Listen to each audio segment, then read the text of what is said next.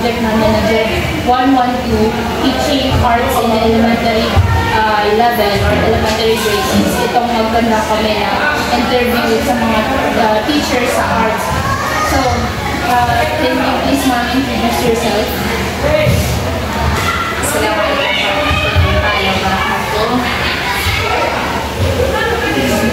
My name is Juhaira M. Amarcas and actually I'm a secondary teacher. I took up a bachelor degree at Menanong State University, which is Bachelor of Secondary Education, major in Technology and Livelihood Education. Actually po, MAPE is not my field of specialization.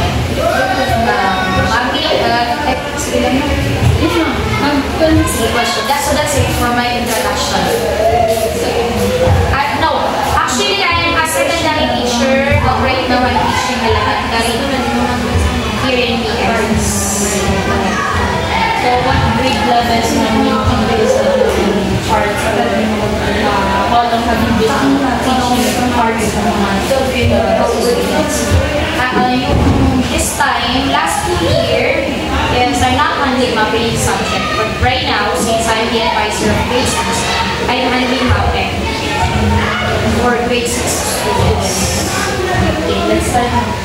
The first question is, what are the issues or challenges you encounter in teaching arts? For me, many of my students right now is, they have the talent. They have the talent. I know na meron silang talent. Kasi ito okay if Tagalog ay they have the talent. One of our student is napalaban siya sa something like arts, mga drawing, tawag dito, I forgot, poster making. Then, naging champion siya.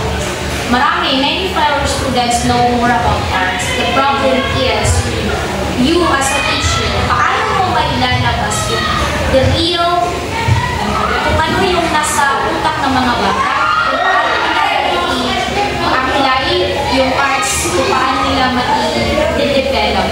So you as a teacher, ikaw yung magiging way para mailabas yung may showcase yung talent mo. And also, may mga challenges din na i-encounter natin as a MAPE teacher, most especially sa music. Yan yung parang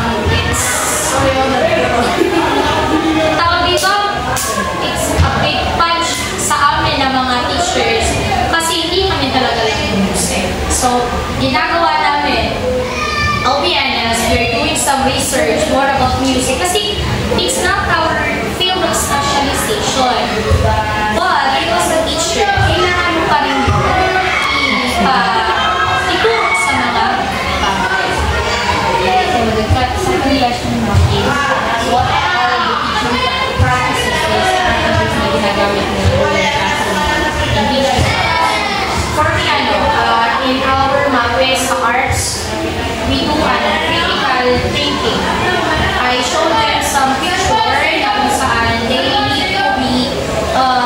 need to think outside the box kung ano nandun sa picture na yun. So parang binibigyan ko sila ng way or chance na mag-explore kung ano yung pwede nilang ilagay or ano sa art na nilang. For example,